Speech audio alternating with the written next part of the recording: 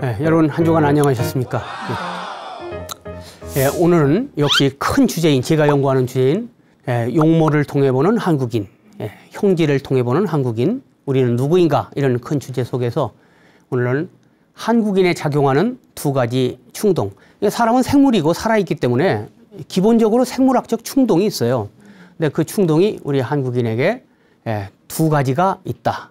물론 많죠. 그러나 이걸 이제 분류를 하자면 그렇게 두 가지로 요약해서 볼 수 있겠다, 이런 말씀이고, 그 한 가지는 남방계형 충동과 북방계형 충동, 이 두 가지라고 보겠습니다. 기본적으로는 남방계형으로 태어났는데 난 북방계형으로 태어나고 싶어, 되지 않죠. 그러니까 이미 운명적으로 어느 정도 정해진 거라고도 볼 수 있어요. 제가 여기까지 말씀드리면 모양을 가지고 얘기한다는 것이 좀 지금 시대에 유치하지 않느냐, 이렇게 생각할 수도 있어요. 그런데 그건 사람들이 가진 선입견이고, 학문적인 모든 자연물은 구조를 통해서 형태가 만들어지고, 형태 속에 구조가 있고, 구조가 기능을 만들고 하는 상관관계가 있기 때문에 우리가 한국인의 모양을 통해서 한국인의 기능적인 면도 생각해 볼 수 있다고 봅니다. 우리 동양인, 아시아인이 아프리카에서부터 동남아를 통해서 왔고, 한 번에 온 게 아니라 여러 번 왔고, 그래서 유럽까지 전체 퍼지고 중남미까지 퍼져 있었다. 그리고 그때까지 아직 유럽인이 생기지 않았다, 이런 말씀을 제가 드렸습니다. 유럽인이 늦게 생겼어요. 우리가 이제 무슨 옛날 얘기라든가 이런 것 속에 할 때 조물주께서 처음에 사람을 만들었는데 많이 구워가지고 너무 까맣게 됐어요. 그래서 그래서 좀 또 만들었는데 덜 구워져서 하얗게 됐다. 그래서 이제 이번에 이제 실수 없이 잘 만들어져야지 해가지고 누런 동양인이 됐다, 뭐 이런 얘기도 하고 합니다. 근데 사실은 유럽 인종이 맨 늦게 생겼습니다. 피부 색이 생긴 거는 전 시간에도 말했지만 5,000년 전에 겨우 생긴 거고, 그 전에 그럼 유럽에 사람이 살지 않았느냐? 유럽인이 살았어요. 그 사람들은 피부가 까만 채 산 유럽인입니다. 유럽인은 유럽인인데. 자, 유럽인의 조상은 북아프리카에서 생겼어요. 역시 아프리카에서 생겼는데, 북아프리카가 5만 년 전부터 건조해졌습니다. 건조해지면 풀이 자라지 않죠? 나무가 자라지 않죠? 그러면 나무에서 뭐 열매를 따먹어야 편한데 따먹을 열매가 줄어들게 되죠. 그래서 북아프리카의 서쪽부터 건조해졌기 때문에 서쪽 사람들이 그래도 나무가 있는, 풀이 있는 동쪽으로 이동을 하게 됐습니다. 그래서 서쪽으로 동쪽으로 이동해 와도 모자라요, 먹을 것이. 그러니까 어떻게 해야 돼요? 어려운 사냥을 해서 먹고 살아야 됐습니다. 사냥은 굉장히 어려운 거예요.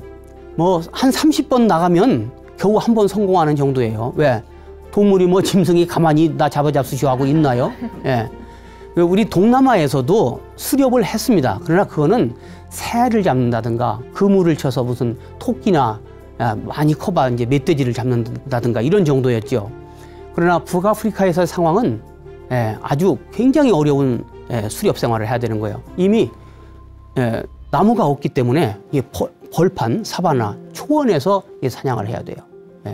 그런 사람들이 지중해를 돌아서 바닷가에 가야 그래도 조개라도 캐먹고 또 먹을 게 있으니까 바다로 돌아서 가다 보면 왼쪽 시야를 중시 처리하는 사람이 되는 거예요. 그리고 돌판매를 던지든지 창을 던지든지 할 때는 사람은 기본적으로 오른손잡이로 태어나기 때문에 왼쪽 시야에다가 있는 물건을 겨냥해서 던지고 쏘는 것이 더 적중률이 높습니다. 그리고 왼쪽 시야의 정보는 오른쪽 뒷꼭지로 갑니다. 오른쪽 뒷꼭지가 공간적인 처리를 하는 곳이에요. 공간 정보를, 뇌가 그렇게 기능이 달라요, 왼쪽과. 그래서 오른쪽 뒷꼭지를 쓰는 사람들이 결국은 왼쪽 시야를 중시하는 사람들이고, 그 사람들이 사냥에 유리한 이런 능력을 가진 사람들이기 때문에 그 사람들이 왼쪽 가다 보면 지중해를 돌아서 스페인, 이베리아 반도까지 들어가는 거예요. 이 이베리아 반도는 이 자루처럼 갇혀 있기 때문에 그 안에 들어가서 밖으로 잘 나가질 못해요. 그래서 그 안에서 자기들끼리 계속 쌓이면서 결혼을 하게 돼서 말하자면 사냥에 적합한 능력을 가진 사람들이 생겼습니다. 그게 유럽인의 조상이에요. 자, 사냥을 하려면 어떻게 해야 돼요? 창 한번 딱 던지면 콱 죽는 게 아니죠. 상처를 받고 도망갑니다. 그러면 그 도망가는 걸 따라가야 돼요. 때로는 사흘도 쫓아가야 돼요. 핏자국도 보면서 발자국도 보면서 가야 돼요. 사흘 동안 참아야 돼요. 사흘 후에 보상을 기대하고 현재의 고난을 참는 성질이 뇌에 있어야 사냥을 하는 거예요. 아시아인은 그냥 보이는 거 따먹으면 되는 거예요. 네, 그러니까 잘 자세히 보기만 하면 돼요. 그런데 수렵 있는 유럽인의 조상은 오래 참고 한 번 또 사냥을 할 때는 전심전력에서 집중력을 높여서 해야 되는 거예요. 그런 사람만 사냥에 성공해서 살아남고 살아남은 사람끼리 결혼하니까 유전자 상승작용이 일어나요. 그런 사람들이 유럽에 남게 됐습니다. 물론 살기가 너무 어렵기 때문에 인구가 늘지 않아요. 그래서 이런 사람들은 뇌로 말하면 시각중추가 본대로 느끼고 뇌에서 정보 처리가 교란되지 않는 이런 특수한 뇌를 가진 사람들이 살아남게 됐습니다. 이분들이 형질적 의미의 유럽인의 조상입니다. 자, 이 사람들이 이제 또 왼쪽 시야를 중시하니까 가다 보면 바다에 막힌 북유럽 쪽으로 올라가게 되죠. 5만 년 전에는 코뿔소도 북쪽에 살았어요. 맘모스, 코끼리 같은 것도 살았습니다. 그래서 북유럽까지 갔어요. 이왕이면 이제 사냥을 하려면 덩치 큰 동물을 사냥해야 오래 먹잖아요. 그러니까 그 이제 협력을 해야 되잖아요. 그건 혼자 못하죠. 그러니까 긴밀하게 상호 협력하는 능력을 가진 사람들끼리 그런 사람들이 살아남게 되고 그런 사람들이 살아남아서 결혼하니까 자꾸 그런 능력이 강화가 되는 거예요. 그래서 조직화하는 능력이 발달하게 되는 겁니다. 우리 아시아인은 유럽인에 비해서 사회를 조직화하고 뭐 이런 능력이 좀 떨어진다고 우리가 보는 것은 이미 유럽인들이 수렵 시대에 그런 능력이 이제 갖춰지게 된 거라고 보겠습니다. 근데 북유럽까지 가서 이제 동물도 잡고 살고 있는데 빙하기가 왔습니다. 2만 5천 년 전부터 시베리아가 추워지기 시작했어요. 그러면서 빙하기라는 게 뭐냐면 그 사람이 사는 동네에 여름에도 산등성이에 눈이 녹지 않고 눈이 쌓이는 곳이 그게 빙하기인 거예요. 시베리아 우랄 산맥, 알타이 산맥, 히말라야, 몽골 고원이 1년 내내 눈이 녹지 않는 거예요. 여름에도 눈이 녹지 않는 거예요. 그럼 눈이 계속 쌓이는 거죠. 눈이 계속 쌓이면 눈 자체 무게 때문에 눈사태가 나서 그 산 가까이 가서 야 소리만 질러도 눈사태가 납니다. 그러니까 그쪽을 건너갈 수가 없는 거죠. 그래서 저 지도에 빨간색 위쪽 북유럽 저쪽에서 빨간색 그 경계선이 생기게 돼요. 그 경계선 동쪽으로는 넘어갈 수가 없어요. 거기는 빙하에 묻혀있기 때문에 얼마 동안? 15,000년 동안. 15,000년 동안 짧은 세월이 아닙니다. 그래서 그 안에서 이제 위에서부터 아래로 내려가면 인도 동쪽 동안까지 가는 거예요. 그래서 그 사람들이 내려오고 하면서 계속 살게 된 거예요. 지금도 유럽인과 아시아인의 경계가 바로 저기입니다. 그래서 어떤 형질적인 특성은 저 경계를 딱 넘어가면 30배가 많아집니다. 지금도. 왜? 양쪽의 인구가 이미 많아졌기 때문에 국제결혼 몇 개건 해가지고 결혼 이게 섞이지 않아요. 그래서 앞으로도 영원히 제가 볼 때는 형질적 의미에서 유럽인과 아시아인은 계속됩니다. 중간형이 생기지 않습니다. 국제결혼 몇 명이 해가지고는 되지 않아요. 그래서 아시아인은 앞으로 계속 아시아인, 한국인은 계속 한국인입니다. 유럽인은 계속 유럽인으로 남게 됩니다. 변하지 않는 겁니다. 변하지 않는다는 걸 전제로 우리의 문제를 생각하고 우리의 미국 친구를 생각하고 영국 친구를 생각해야 되는 겁니다. 자, 그러다가 10,000년 전부터 알타이 산맥이 먼저 녹았습니다.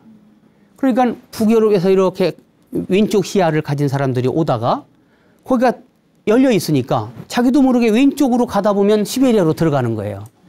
그때는 뭐 지리학 공부를 해서 가는 게 아니고 그냥 가다 보니까 시야를 쫓아가는 거예요. 왼쪽 시야의 것이 잘 보이니까 그 사람들은 뇌가 삐뚤어져서 그래서 시베리아로 들어가요. 그 들어가 보니까 사람들이 살고 있죠. 어디서 간 사람들? 동남아에서 올라간, 우리나라까지 통해서 올라간 사람들이 살고 있는 거야. 그럼 그 사람들은 모든 사람은 남자 여자가 만나면 서로 좋아하는 감정이 생기면 결혼을 하잖아요. 그래서 결혼이 이루어집니다. 그래서 유럽인도 아니고 아시아인도 아닌 사람들이 이제 생기게 되는 거예요. 그 사람들이 시베리아 원주민인 거예요, 말하자면. 우리가 지금 볼 때는. 예, 그런 사람들이 또 동쪽으로 계속 와서 만주의 흥할령이 눈이 먼저 녹았어요. 그래서 흥할령을 넘어서 따뜻한 쪽으로 내려오니까 만주예요. 만주를 통해서 우리나라로 내려오고 일본까지 가고 또 일부는 계속 알래스카를 넘어서 중남미까지 가고 이렇게 인류가 이동하게 된 겁니다. 그래서 오늘 제가 저 지도를 통해서 말씀드리려고 하는 것은 우랄 산맥, 알타이 산맥, 히말라야까지 여기가 일종의 형질 종격이라는 것이 생겨서 그게 무너지지 않는다. 이 말씀을 드리고 싶은 겁니다. 자, 그러다가 바레만 근처에서 본래 바레만 근처에 살던 사람들은 동남아에서 올라온 남방계형이죠. 살고 있었는데 시베리아를 통해서 만 년 전부터 북유럽에서 출발한 유전자가 희석은 됐지만 내려오게 된 거예요. 전혀 생긴 게 다른 거예요. 근데 그 둘이 결혼이 이루어져서 지금 우리가 말하면 본래 남쪽에서 살던 사람들의 족장의 딸이 웅녀이고 그다음에 북쪽에서 내려온 사람이 천손 사상을 가진 환웅이죠. 둘이 만나서 결혼해서 아들을 낳아서 단군이다. 이렇게 이제 해석을 하면은 잘 맞는 거예요. 자, 그러면 어떤 일이 일어나죠? 바레만 근처에 유럽인 뇌도 아니고 아시아인 뇌도 아닌 새로운 뇌가 생기게 되는 거예요. 뇌 유전자가 많으니까. 그래서 새로운 유전자가 뇌 유전자가 생기게 되고 새로운 뇌가 생기게 되고 그 뇌를 가지고 새로운 문화형이 생기게 되는 거죠. 그 사람들이 한반도 쪽에 많이 이제 고조선이 왕하면서 우리나라와 일본으로 많이 갔어요. 그게 이제 말하자면 지금 학계에서는 고조선이 진짜 있었냐 없었냐 이런 얘기도 하는데 그건 이제 국가에 대한 정의죠. 청동기가 있고 뭐가 있고 법률이 있고 그래야 국가다. 이렇게 보려는 견해에서 볼 때는 문제가 있을 수도 있고 그러나 사람이 모여서 위계를 이루고 살면 그게 국가다. 이렇게 본다면 또 저 같은 입장에서 본다면 여기에 새로운 형질의 사람이 생겼기 때문에 그건 저는 이제 의미가 있다고 보는 거예요. 그 사람들이 우리나라와 일본에까지 영향을 미쳤던 겁니다. 그게 저는 이제 고조선 사람이라고 보는 겁니다. 그래서 우리 한국인이 바레만의 그런 근처에서 살았던 사람들의 영향을 많이 받게 된 겁니다. 자, 여기 이제 뇌인데 뒤에서 본 뇌예요. 뒤에서 본 뇌. 채취인. 열매를 따먹고 뭐 이렇게 살던 사냥을 했지만 그 뇌에 영향을 미칠 정도로 큰 행동이 아니에요. 채취 행동을 하는 사람들은 저 왼쪽 뇌의 사진에 1번 제가 왼쪽 뇌의 시각중추예요. 왼쪽 뇌 시각중추. 저기에서 먼저 과일을 보는 겁니다. 그러면 2번으로 딱 전달이 돼요. 2번은 옆머리인데 옆머리에서 아 사과구나 귤이구나 이걸 알아맞혀 구별을 하는 겁니다. 그다음에 3번에서는 오른쪽 저기인데 여기는 소리의 음색을 듣는 곳입니다. 음색을 들으면서 혹시 멧돼지 발자국이 들리나 아니면 무슨 꾀꼬리 소리가 들리나 이렇게 음색을 처리하는 겁니다. 그러면서 네 번째는 손가락 작은 근육을 관장하는 곳이에요. 4번에서 작은 근육으로 뭘 따는 거예요. 오른손의 작은 근육. 그래서 이제 입으로 가져가 먹으면서 사는 거죠. 그러니까 그때 사람들은 뇌가 저렇게 크지만 저 1, 2, 3, 4번을 주로 쓰고 살아요. 몇만 년 동안. 5만 년, 6만 년, 7만 년 동안 다른 곳은 쓸 일이 없어요. 미술 감상하러 가는 것도 아니고 음악 감상하러 가는 것도 아니고 뭐 옆 동네 친구 만나러 가는 것도 별로 일이 없기 때문에 저기만 쓰고 사는 겁니다. 이런 사람들이 우리나라까지 와서 바레만 끝에서 살았던 겁니다.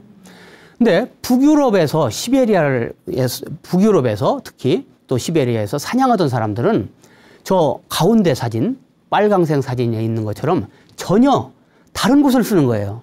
그 사람들은 뇌가 원래 1번, 가운데 사진의 1번, 빨간색 오른쪽은 움직이는 물체를 보는 곳이에요. 왼쪽 사진의 파란색 1번은 정지된 물체를 보는 곳이에요. 뇌의 기능이 달라져 이렇게 다르게 돼 있어요. 그래야지 한 군데서 그걸 다 보려면 뇌가 피곤하잖아요. 그러니까 뇌가 역할이 분담이 돼 있어요. 우리 뇌는 먼 곳을 보는 것과 가까이 보는 것도 분담되어 있어요. 소리도 먼 소리, 가까운 소리 분담되어 있어요. 예. 높은 소리, 낮은 소리도 분담이 되어 있습니다. 예를 들어서 도레미파솔라까지는 오른쪽 뇌에서 들어요. 뇌로는 다 들어가는데 오른쪽 뇌가 일을 해서 해석을 한다 그 말이에요. 시도레미 높은 음은 왼쪽 뇌가 들어요. 그 시도레미 높은 음은 여자 목소리예요. 그래서 여자 목소리는 우리가 주로 왼쪽 뇌로 우리가 처리를 하고 남자 목소리는 오른쪽에서 처리를 합니다. 예. 근데 왼쪽 뇌가 말을 하는 뇌잖아요. 언어 뇌. 그러니까 엄마가 집에 가서 갑동아 이렇게 여자 목소리로 부르면 아들의, 딸의, 자녀들의 왼쪽 뇌가 탁 켜지는 거예요. 왼쪽 뇌는 말하는 뇌니까 말할 준비를 딱 하는 거예요. 그래서 엄마가 집에서 자녀들과 얘기를 통해서, 말을 통해서 예, 설득을 하고 이렇게 살아오게 됐던 겁니다. 그것도 지금 해야 되는데 그런 역할이 바뀌면 이제 뇌가 혼란을 일으키는 거예요. 오른쪽 뇌는 낮은 소리를 듣기 때문에 예, 이제 갑동아 이렇게 하면은 근데 오른쪽 뇌는 부정적으로 생각하는 버릇이 있어요. 예, 그래서 우리 뇌에는 긍정적, 부정적 이렇게 역할 분담이 되어 있는 거예요. 왜냐하면 세상의 모든 소리는 사이클이 낮은 소리는 조심해야 됩니다. 우르릉 천둥치죠? 조심해야지. 벼락 때리면 어떻게 해요? 어흥 조심해야죠. 근데 찍찍 깨갱 이런 소리는 조심 안 해도 되잖아요. 그래서 사이클이 높은 소리는 조심 안 해도 되기 때문에 뇌에서 역할을 분담해서 해야 판단을 빨리 하죠. 이 앞에 뭐가 나타났는데 깨갱 한다. 그러면은 겁 안 내도 되잖아요. 예. 이렇게 분담이 돼 있는 겁니다. 그런 원래 분담이 돼 있는 뇌가 유럽인에서는 저렇게 가운데 사진 1번 오른쪽 뇌가 움직이는 물체를 보고 그다음에 3번은 템포 청각이에요. 박자를 맞추는 청각이에요. 그러니까 사냥을 할 때는 동물이 이동할 때 발작 소리, 박자가 중요하잖아요. 그래야 얼마나 빨리 달리는지 도망가는지 이런 걸 알게 되죠. 예. 그다음에 2번은 공간을 처리하는 곳이에요. 저 전체 시야 중에 어디에서 어디로 이동하는지 이걸 처리하는 거예요. 예. 그러니까 저게 있어야 사냥을 하죠. 예. 돌을 던질 때 있는 데다 던지면 100번 던져도 소용없죠. 앞을 예측하고 미리 코앞에 던져야지. 예. 그러니까 공간을 처리하는 능력이 있어야 되는 거예요. 4번은 큰 근육을 관장하는 곳이에요. 자, 사냥감을 쫓아갈 때는 큰 근육을 써야 돼요. 다리, 허벅다리 근육, 종아리 근육, 큰 근육을 써야지 손가락 가지고 잡을 수가 없어요. 예. 그래서 유럽인들, 수렵을 하는 유럽인들은 큰 근육을 발달하는 뇌가 발달하고 공간 지각이 발달하고 그다음에 템포 청각이 발달하고 그다음에 움직이는 물체를 처리하는 능력이 발달하게 된 거예요. 얼마 동안? 적어도 몇만 년 동안. 그런 사람들이 알타이 산맥을 지나서 시베리아를 통해서 만주를 통해서 바레만까지 온 거예요. 바레만에 와보니까 초록색 뇌를 쓰는 사람들이 살고 있는 거예요. 그럼 어떻게 되겠어요? 상대가 되질 않아요. 싸움이 상대가 되지 않아요. 예, 그쪽에서 북쪽에서 시베리아에서 내려온 남자들이 볼 때 저 파란색 쓰는 남자들은 아예 상대가 되질 않는 거예요. 예, 그러니까 이제 지금 말로 하면 지배자가 되는 거죠. 예, 그러나 단군 신화에는 싸워서 이겼다고 돼 있지 않고 서로 이제 내기를 해가지고 융합을 해서 된 걸로 이렇게 돼 있습니다. 또 그게 좋은 거니까 신화를 그렇게 만든 거죠. 그러다 보니까 둘이 결혼을 하게 되면 어떻게 되죠? 사냥도 안 했는데 채취도 안 했는데 자식은 채취뇌와 사냥뇌가 골고루 발달한 양쪽 뇌가 겹치질 않기 때문에 거기가 저절로 발달한 사람이 생기게 되는 거예요. 그게 우리 한국인의 뇌의 특성입니다. 결국은 남방계 유전자의 특성과 북방계 시베리아계 유전자의 특성이 두 개의 에너지가 합쳐져서 세상에 지구에 없는 새로운 뇌형이 생기게 됐고 그 형이 바레만 근처에서 살다가 그 사람들이 우리나라와 일본에 영향을 미치게 된 겁니다. 이것이 이제 한국인의 본질인데 그럼 우리 한국만 그러냐? 그건 아니고 유럽에서도 발칸 반도에 그런 같은 현상이 일어났었고 그다음에 중동 지방에도 그런 현상이 일어났습니다. 북방계가 내려와서 원래 살던 남방계와 결혼함으로써 그다음에 인도에도 그런 사람들이 이제 그런 현상이 일어나게 됐습니다. 그래서 이 지역이 이제 문화가 발달하게 된 거예요. 결국은 문화라는 건 뭐냐면 극단형을 융합하는 것이 좋은 문화예요. 그러다 보니까 예, 그 지역이 문화가 발달하게 된 거고 우리는 헌법 구조에 전통 문화를 계승 발전하여 민족 문화를 창달하자 이렇게 써 있잖아요. 문화를 가지고 헌법을 만든 나라는 세상에 우리밖에 없습니다.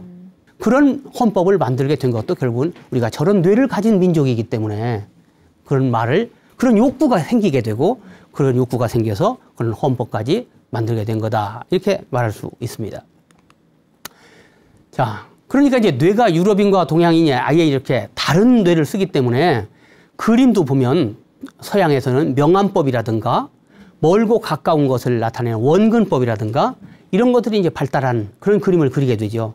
동양에서는 원근법으로 그린 그림이 한 점도 없어요. 중국, 한국, 일본을 통틀어서 투시 원근법으로 그린 그림이 단 한 장도 없습니다. 예. 한 장이라도 있어야지 웬만큼 한 장도 없어요. 그만큼 본질적으로 다르게 된 것은 결국은 형질이 다르기 때문이다. 이렇게 말할 수 있습니다. 동양인들은 그 대신 왼쪽 뇌로 본 것을 왼쪽 뇌로 해석해서 그리는 이런 독특한 그림을 그립니다. 자, 저 왼쪽에 있는 그 사자 그림은 3만 년 전에 구석기 시대에 스페인의 화가, 즉 수렵인 화가가 그린 거예요. 너무너무 잘 그렸어요. 저런 식으로 그릴 정도면 우리나라의 미술대학생 중에 1%도 안 나와요. 예. 근데 3만 년 전에 저렇게 그린 거예요. 예. 그런 뇌를 가졌기 때문에. 오른쪽에 있는 그림은 왼쪽 그림, 유럽의 저 그림보다 4,000년이나 먼저 그린 거예요. 그러니까 미술사가들이 볼 때는 미술사가 동양에서 4,000년 먼저 시작했다. 이렇게 말할 수도 있지만 그러나 형질적인 면에서 보면 오른쪽 저 그림은 자, 염소 같은 걸 그렸죠. 그런데 뿔을 강조했죠. 털을 강조했죠. 예, 털이 있네. 뿔이 있구만. 털과 뿔을 그린 거예요. 예, 왼쪽에 있는 저 그림은 동새, 막 살아 움직이는 것처럼 그렸잖아요. 동새를 그렸잖아요. 예, 그러니까 동새를 처리하는 뇌가 오른쪽 뇌니까 예, 그것이 발달한 서양인들은 저런 그림을 남겼고 예, 우리 동양인은 이미 3만 6천년, 7천년 전부터 그림을 그릴 때 저렇게 부품을 그리는 거예요. 털을 그리고 뿔을 그리고. 그게 언제까지? 지금까지. 예, 앞으로도 계속. 왜? 뇌가 바뀌지 않았기 때문에. 예, 그러니까 바뀔 수 있는 것과 바뀌지 않는 것, 형질적인 것은 바뀌지 않으니까 그런 점도 우리가 자신을 이해하는데 참고할 수 있겠습니다.